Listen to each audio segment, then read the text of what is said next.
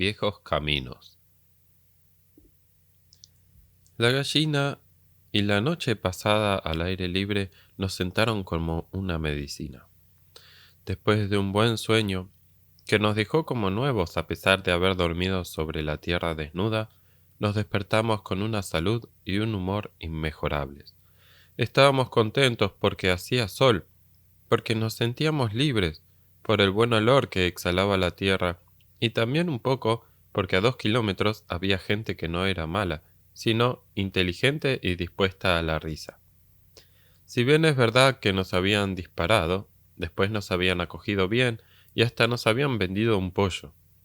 Estábamos contentos porque aquel día, mañana, no sabíamos, pero no siempre importa lo que puede suceder al día siguiente, podíamos hacer cosas que hacía mucho no hacíamos. Beber agua de pozo, tumbarnos al sol en mitad de la hierba alta y vigorosa, olfatear el aire estival, encender una hoguera y guisar, ir al bosque a buscar fresas y setas, fumarnos un cigarrillo mirando a un alto cielo limpio por el viento. Podíamos hacerlas y las hacíamos con gozo pueril, pero nuestras reservas tocaban a su fin. De fresas y setas no se vive, y ninguno de nosotros, ni siquiera César, habitante de la urbe y ciudadano romano desde los tiempos de Nerón, estaba moral y técnicamente preparado para la vida precaria del vagabundaje y el hurto agrícola. La elección estaba clara: la vuelta inmediata a la sociedad civil o el ayuno. De la sociedad civil, es decir, del misterioso campo de Stargi Dorogi, nos separaban, sin embargo, 30 kilómetros de una mareante carretera recta. Si los andábamos, sin ningún alto, podríamos a lo mejor llegar al rancho de la noche, o podríamos acampar de nuevo en la carretera, en libertad, pero con el estómago vacío. Hicimos un rápido recuento de nuestros haberes. No era mucho, 8 rublos entre todos. Era difícil establecer qué poder adquisitivo tenían en aquel momento y en aquel lugar. Nuestras experiencias monetarias precedentes con los rusos habían sido incoherentes y absurdas. Algunos aceptaban sin dificultad monedas de cualquier país, incluso alemanas o polacas. Otros eran desconfiados, temían ser engañados y aceptaban solo trueques en especie o monedas metálicas. De estas circulaban las más inimaginables: monedas de la época del zar, sacadas de atávicos escondites familiares, esterlinas, coronas escandinavas, hasta antiguas monedas del imperio austrohúngaro. Y por otra parte, habíamos visto en Smerinka una de las letrinas de la estación empapeladas con barcos alemanes, cuidadosamente pegados a la pared uno a uno con una sustancia que no puede nombrarse. En cualquier caso, 8 rublos no eran mucho, el valor de un huevo o 2. Se decidió colegialmente que César y yo, ya acreditados como embajadores, volviésemos a subir a la aldea y viésemos sobre la marcha qué era lo mejor que podía comprarse con 8 rublos. Nos pusimos en marcha, y al ir andando se nos ocurrió que lo que necesitábamos no eran mercancías, sino servicios. La mejor inversión sería que pidiésemos a nuestros amigos que nos alquilasen un caballo y un carrito hasta Stargi Dorogi. El dinero sería poco, pero podríamos ofrecerles alguna pieza de nuestras ropas. Hacía mucho calor. Nos presentamos, pues, en las eras y fuimos recibidos con saludos cariñosos y risitas comprensivas por parte de la viejecilla y un furibundo ladrar de los perros. Cuando se hubo restablecido el silencio, echando a mano de Miguel Strogoff y otras remotas lecturas, dije: «Telega, Stargi Dorogi», y le enseñé los 8 rublos. Siguió un murmullo confuso. Era extraño, pero nadie me había entendido. De todas maneras, mi misión se anunciaba menos ardua que la de anoche anterior. En un rincón de la era, bajo un cobertizo, había descubierto un carro de labranza de 4 ruedas, largo y estrecho, con los parapetos en forma de V, es decir, una telega. Puse una mano en ella, un poco impacientado por la obtusidad de aquella gente. ¿Es que no era aquello una telega? «Tiecheliega», me corrigió el barbudo con severidad paterna, escandalizado por mi pronunciación bárbara. «Da, tiecheliega, nastarji dorogi. Nosotros pagar 8 rublos». La oferta era irrisoria, el equivalente de 2 huevos por más de 30 kilómetros de camino, 12 horas de viaje.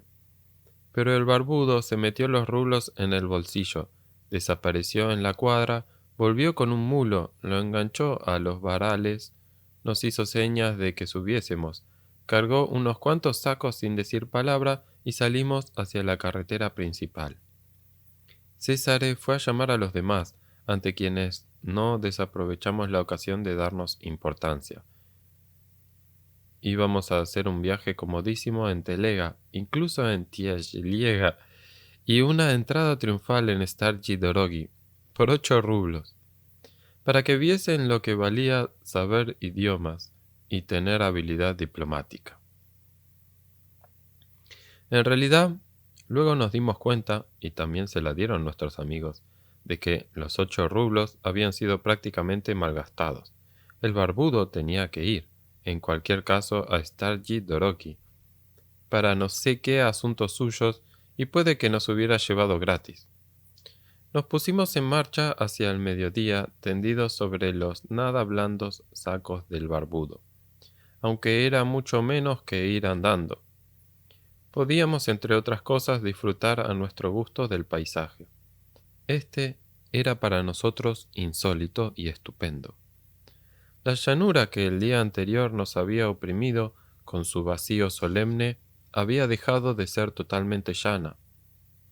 Se encrespaba en ligerísimas y apenas perceptibles ondulaciones, puede que antiguas dunas que no medían más de algunos metros, pero que eran suficientes para romper la monotonía, descansar la vista y crear un ritmo, una medida. Entre una y otra ondulación se extendían charcas y pantanos grandes y pequeños. El terreno descubierto era arenoso y erizado acá y allá por silvestres manchas de arbustos. Por otras partes había árboles, altos pero raros y aislados. A los 2 lados de la carretera yacían informes residuos oxidados. Artillería, carros, alambradas, cascos, bidones. Los restos de los 2 ejércitos que durante tantos meses se habían enfrentado en aquellos lugares. Habíamos entrado en la región de los pantanos del Pripyat. La carretera y las tierras estaban desiertas, pero un poco antes del crepúsculo advertimos que alguien nos seguía. Un hombre, negro sobre lo blanco del polvo, caminaba enérgicamente hacia nosotros. Ganaba terreno lenta pero continuamente. Pronto estuvo al alcance de nuestra voz y reconocimos en él al moro, a Besani de la Beza, al gran viejo. También él se había pasado la noche en algún escondrijo y ahora se dirigía a Starji Dorogi con paso tempestuoso. Los cabellos blancos al viento, los ojos sanguinolientos fijos delante de sí. Avanzaba regular y potente como una máquina de vapor. Llevaba atado a la espalda su famoso y pesadísimo envoltorio, y colgada de éste relampagueaba la Segur, como la hoz de Cronos. Se preparaba a adelantarnos como si no nos viese o no nos reconociese. Césare lo llamó y le invitó a subir con nosotros. La deshonra del mundo, cerdos asquerosos animales, le contestó prontamente el moro, dando salida a la letanía blasfema que perpetuamente le ocupaba la mente. Nos adelantó y prosiguió su mítica marcha el horizonte opuesto a aquel por donde había emergido. El señor Humberdorben sabía del Moro muchas más cosas que nosotros. Entonces nos enteramos de que el Moro no era, o no era solamente un viejo lunático. El envoltorio tenía una razón, y la tenía también la vida errante del viejo. Viudo hacía muchos años, tenía una hija única, casi cincuentona, que estaba paralítica, atada al lecho. No tenía remedio. El Moro vivía para esta hija, le escribía todas las semanas cartas que no iban a llegar a su destino. Solo para ella había trabajado toda su vida. Se había oscurecido como la madera del nogal y endurecido como la piedra. Para ella sola, en su errante camino de emigrante, el Moro echaba en el saco todo lo que encontraba a mano, cualquier objeto que supusiese una posibilidad mínima de ser utilizado o intercambiado. No nos encontramos con ningún otro ser viviente hasta Stargate Doroghi. Stargate Doroghi fue una sorpresa. No era una aldea, o mejor dicho, había una aldea minúscula en medio del bosque, no muy apartada de la carretera, pero lo supimos más adelante, y también nos enteramos de que su nombre significa viejos caminos. Pero el acuartelamiento que nos estaba destinado a nosotros, a los 1400 italianos, era un único y gigantesco edificio, aislado en la orilla de la carretera, en medio de los campos sin cultivar y en el extremo del bosque. Se llamaba Krasnich Dom, la Casa Roja, y efectivamente era roja por dentro y por fuera, sin paliativos.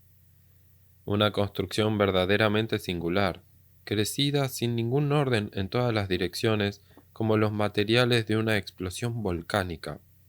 No se sabía si obra de muchos arquitectos en desacuerdo entre sí o de uno solo pero loco.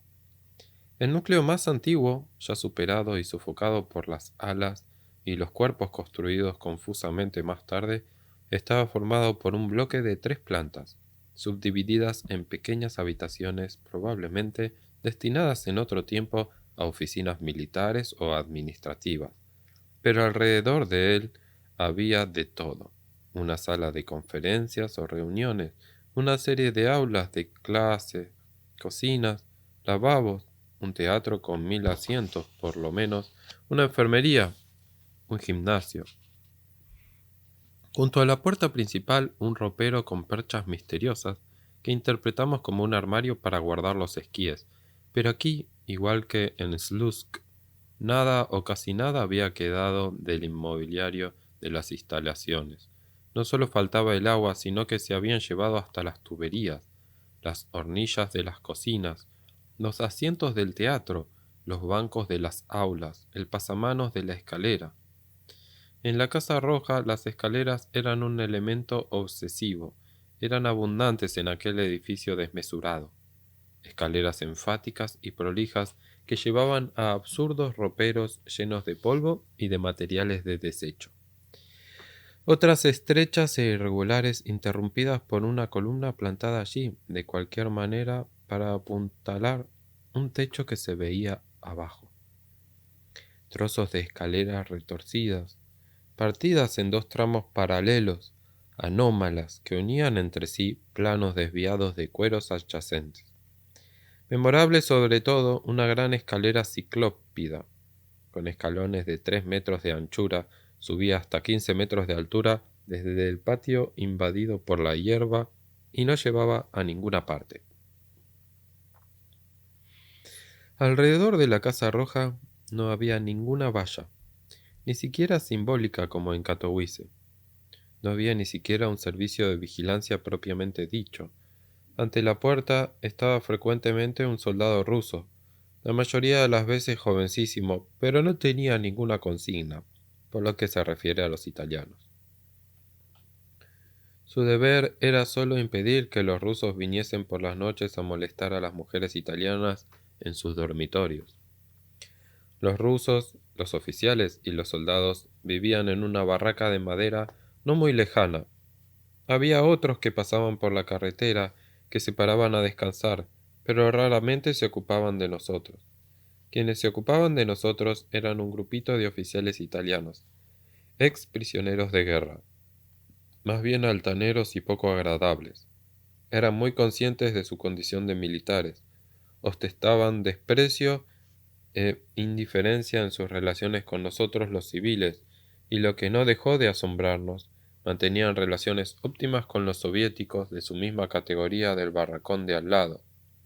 Incluso disfrutaban de una situación privilegiada, no solo con relación a nosotros, sino con relación a los mismos soldados soviéticos. Comían en el comedor oficial de los rusos, vestían uniformes soviéticos nuevos, sin insignias, y buenas botas militares, y dormían en lechos de campaña con sábanas y cobertores. Pero nosotros tampoco podíamos lamentarnos. Nos trataban exactamente igual que a los soldados rusos en cuanto a la alimentación y al alojamiento, y no teníamos que seguir ninguna disciplina ni ninguna obligación particular.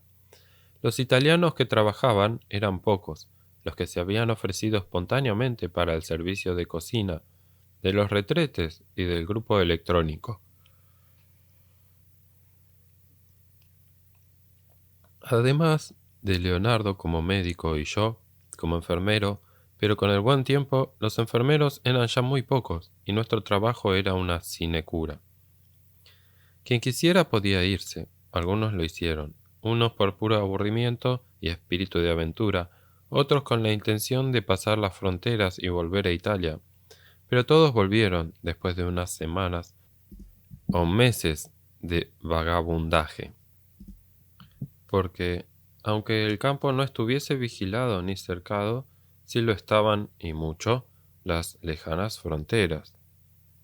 No había, de parte rusa, ninguna veleidad de presión ideológica y ninguna tentativa de discriminación entre nosotros.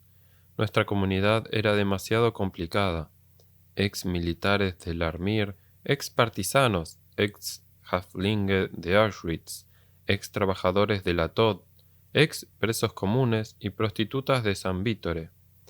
Fuésemos comunistas, monárquicos o fascistas, los rusos mostraban una imparcial indiferencia con relación a todos nosotros. Éramos italianos y eso era suficiente. Todo lo demás era visio ravno, todo igual. Dormíamos en tablas de madera cubiertas con sacos de paja, 60 centímetros por hombre. Al principio protestamos porque nos parecía poco, pero las autoridades rusas nos hicieron observar cortésmente que nuestras reclamaciones eran infundadas. En las cabeceras del tablado se podían leer aún garabateados en lápiz los nombres de los soldados soviéticos que habían ocupado aquellos lugares antes que nosotros. Podíamos ver que había un nombre cada 50 centímetros. Lo mismo podía decirse, y nos lo dijeron, a propósito de las vituallas. Nos daban 1 kilo de pan al día, pan de centeno, poco fermentado, húmedo y ácido, pero era mucho, y era el pan que comían ellos. Y la kazia cotidiana era su kazia, un bloque compacto de tocino, maíz, judías, carne y especias, nutritivo, pero enormemente indigesto, que solo después de varios días de experimentos aprendimos a hacer comestible, poniéndolo a cocer varias horas.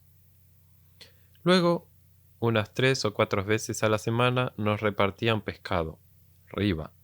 Era un pescado de río que no parecía muy fresco, lleno de espinas, gordo, crudo, sin salar. ¿Qué podíamos hacer con él? Pocos de nosotros se avinieron a comerlo tal cual, como lo hacían muchos rusos. Para cocerlo no teníamos cacharros, condimentos, sal ni arte. Pronto nos convencimos de que lo mejor era revendérselo a los mismos rusos, a los campesinos de la aldea o a los soldados que pasaban por la carretera. Un nuevo oficio para César que en poco tiempo lo llevó a un alto grado de perfección técnica. Por las mañanas de los días de pescado, César se daba una vuelta por los dormitorios, provisto de un trozo de alambre que clavaba en el riba. Lo pasaba de un ojo a otro. Se echaba al hombro la pestilente guirnalda y desaparecía. Volvía horas más tarde, a veces ya de noche, y distribuía equitativamente entre sus clientes rublos, queso, cuartos de pollo y huevos, con ganancia para todos y especialmente para él. Con las primeras ganancias de su comercio se compró una romana, con lo que su prestigio profesional se acrecentó notablemente. Pero para llevar a cabo debidamente cierto proyecto necesitaba otro instrumento de utilidad, menos clara, una jeringuilla. No era de esperar que pudiese encontrar una en la aldea rusa, y vino a la enfermería a preguntarme si podía prestarle una. ¿Para qué la quieres?, le pregunté. ¿A ti qué te importa? Es una jeringuilla. Aquí tenéis muchas. ¿De qué medida? La más grande que tengáis. Aunque esté un poco estropeada, no importa. Teníamos una de 20 centímetros cúbicos, astillada y prácticamente inservible. César la examinó con atención y declaró que le servía. ¿Pero para qué la quieres?, le pregunté una vez más. César me miró torvamente, molesto por mi falta de tacto. Me dijo que era cosa suya, un plan que tenía, un experimento y que podía terminar bien o mal, y que, en todo caso, yo era un caradura por quererme enterar a toda costa de sus asuntos privados. Se embolsó cuidadosamente la jeringuilla y se fue como un príncipe ofendido. Pero el secreto de la jeringuilla no duró mucho tiempo. En la vida en Starchi Dorogi había demasiado ocio para que no proliferasen los chismes y la intervención en los asuntos del prójimo. En los días sucesivos, César fue visto por Sor Leticia ir a buscar agua en un cubo y llevarla al bosque. Estelina lo vio en el mismo bosque sentado en el suelo en medio de un corro de peces a los que parecía estar dando de comer, y por último, Robati, que era su competidor, lo encontró en la aldea. Nos llevaba el cubo y estaba vendiendo los peces, pero eran unos peces rarísimos, gordos, duros y redondos, y no planos y blandos como los del rancho. Como ha ocurrido con muchos descubrimientos científicos, la idea de la jeringuilla había surgido de un fracaso y de una observación fortuita. Pocos días antes, César había cambiado peces en la aldea por una gallina viva. Había vuelto a la Casa Roja convencido de haber hecho un magnífico negocio. Solo por 2 peces le habían dado una pollastra muy hermosa, un poco vieja y con un aire un tanto triste, pero muy gorda y grande. Pero cuando la mató y desplumó se dio cuenta de que le pasaba algo. La gallina era asimétrica, tenía la panza solo de un lado y al palparla se le notaba algo duro, movible y elástico. No era un huevo, era un grueso quiste acuoso. César, naturalmente, se había apresurado a remediar sus males y había conseguido vender el animal inmediatamente, nada menos que al contable Robbie, ganando todavía con ello. Pero luego, como un personaje stendhaliano, había recapacitado. ¿Por qué no imitar a la naturaleza? ¿Por qué no probar con los peces? Al principio había intentado llenarlos de agua por la boca con una caña, pero el agua se salía. Entonces había pensado en la jeringuilla. Con las jeringuillas se advertía en muchos casos cierta mejora, pero dependía del lugar donde se ponía la inyección, y además el agua volvía a salir deprisa, o poco a poco, o se quedaba dentro indefinidamente. Entonces César había abierto algunos peces con una navaja y había podido establecer que la inyección, para tener efecto permanente, tenía que ponerse en la vejiga natatoria. Los peces que César vendía al peso daban un beneficio del 20 al 30% más que los normales, y además tenían un aspecto mucho más atrayente. Es verdad que el riba tratado de aquella manera no podía venderse 2 veces al mismo cliente, pero se lo podía vender muy bien a los soldados rusos desmovilizados que pasaban por la carretera en dirección este y que no se darían cuenta del asunto del agua hasta estar a muchos kilómetros. Pero un día volvió con expresión fúnebre. No tenía peces, ni dinero, ni mercancía. Me he dejado engañar. Durante 2 días no hubo modo de dirigirle la palabra. Estaba acurrucado en la cama, ríspido como un erizo, y solo bajaba de allí a la hora de las comidas. le había sucedido una aventura distinta de las habituales. Me la contó más adelante, una tarde larguísima y cálida, pidiéndome que no le contase por ahí, porque si lo hacía, su honra comercial no quedaría intacta. Los peces no se los había quitado violentamente un ruso feroz, como nos había tratado de insinuar al principio. La verdad era distinta. Los peces los había regalado, me confesó, lleno de vergüenza. Había ido al pueblo y para evitar a los clientes ya estafados antes, no había aparecido por la carretera principal, había cogido un sendero que iba por el bosque.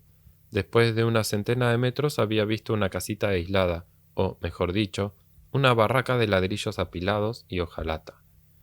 Afuera había una mujer delgada vestida de negro y 3 niños pálidos sentados en el umbral. Se había acercado y les había ofrecido los peces. Ella le había dado a entender que le habría comprado los peces, pero que no tenía nada que dar a cambio, y que ella y los niños no comían hacía 2 días. Le había invitado a entrar en la barraca, y en la barraca no había nada, solo paja en el suelo, como en una perrera. En este momento, los niños le habían mirado con tales ojos que Césare había arrojado los peces al suelo y había echado a correr como un ladrón.